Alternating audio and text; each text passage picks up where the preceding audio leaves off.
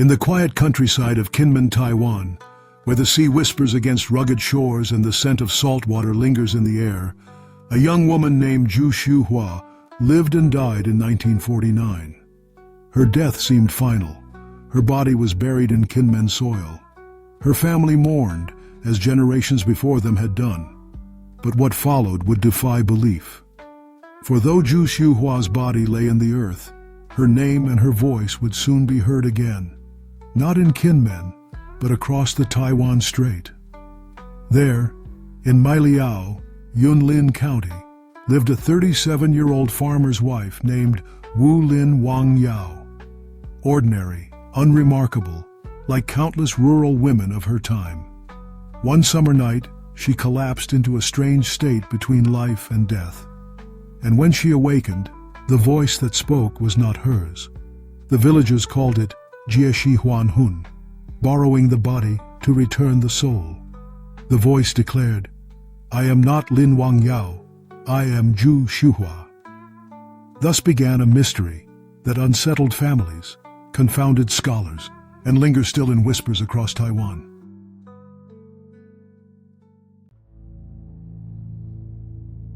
Zhu Xiuhua was born and raised in Kinmen, a windswept island just off the coast of Fujian, controlled by Taiwan.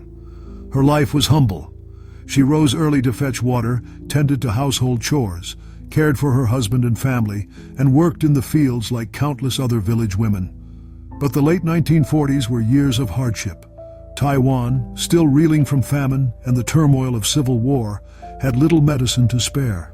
Doctors were rare, and for many families, impossible to afford. When illness came for Zhu Xiuhua, it crept slowly. Fatigue, weakness, a wasting away. Neighbors thought it exhaustion from farm work. But weeks passed, and her body grew frail. Her husband sought what help he could. Herbal remedies, whispered prayers. Nothing worked. By the summer of 1949, it was clear Zhu Xiuhua would not survive. On a hot, airless evening, surrounded by her family, she slipped into silence. Her chest rose one final time, then no more. The family wailed, women beat their chests, men bowed their heads. Villagers hurried to prepare the body as tradition demanded. She was laid on a mat, incense lit, paper offerings burned to guide her spirit. For Zhu Xiuhua, life had ended, or so they believed.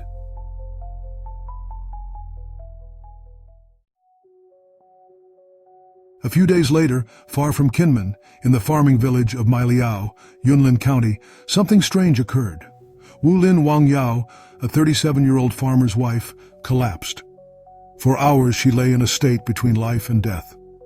Her family thought she too would pass. But as the oil lamp flickered in the night, the impossible occurred. Her fingers twitched, her chest stirred, and then her eyes opened. Her family rushed to her side. Some cried out in joy, others in terror. Was this recovery, or something else? When the woman spoke, the room fell silent. "I am not Lin Wangyao," she said. "I am Zhu Xiuhua." At first, they thought it delirium, madness. But she spoke names, recalled events, remembered details that belonged not to Lin, but to Zhu Xiuhua of Kinmen. "I have borrowed her body," she declared. "I have returned." Neighbors crowded the doorway, whispering in fear. Some called it a blessing. Others muttered of witchcraft. But no one could deny it. The woman before them looked like Lin Wangyao, yet spoke and lived as Zhu Xiuhua.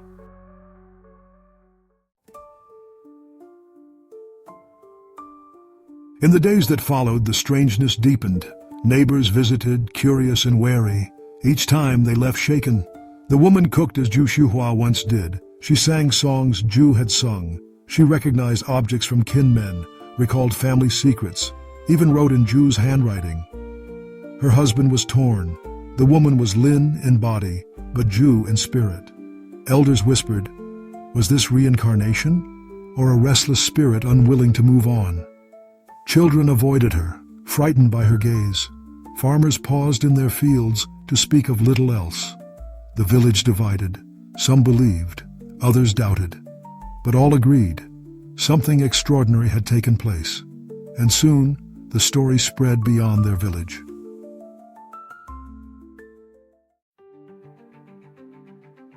Rumor carried the story into nearby towns.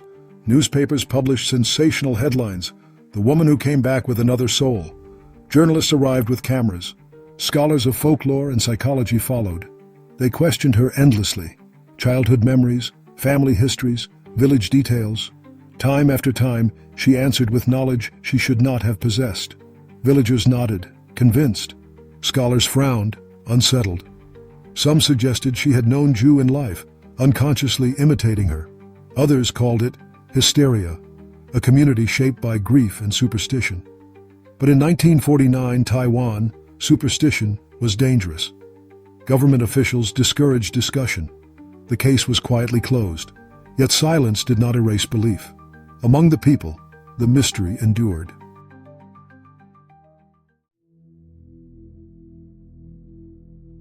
As months passed, the frenzy dimmed. The journalists left. The scholars moved on. Officials stopped asking questions. But in the lanes of Wangyao, memory lingered. Neighbors swore she walked like Zhu Xiuhua, that her scolding voice was Zhu's, that at the family shrine she prayed not as Lin Wangyao, but as the woman who had died in Kinmen. Some villagers avoided her. Others brought offerings, believing they honored Zhu's returned soul. For her family, grief and comfort mixed.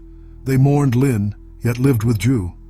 Life continued, strange and uneasy, with the village caught between wonder and fear.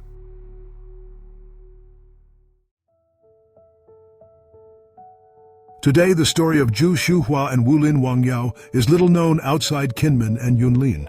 It survives in scattered reports, fragments of folklore, and the memories of elders. For believers, it is proof that death is not the end, that souls can return through borrowed flesh. For skeptics, it is a caution, how grief and longing can bend memory, how communities can shape miracles out of sorrow. The truth lies between belief and doubt. Was it reincarnation, possession, a trick of the mind, or something stranger still? We cannot know. But we do know this. In the summer of 1949, a woman died in Kinmen, and days later, another woman awoke in Yunlin, claiming her soul. And when she spoke, she was no longer herself. She had borrowed a body and returned with another soul.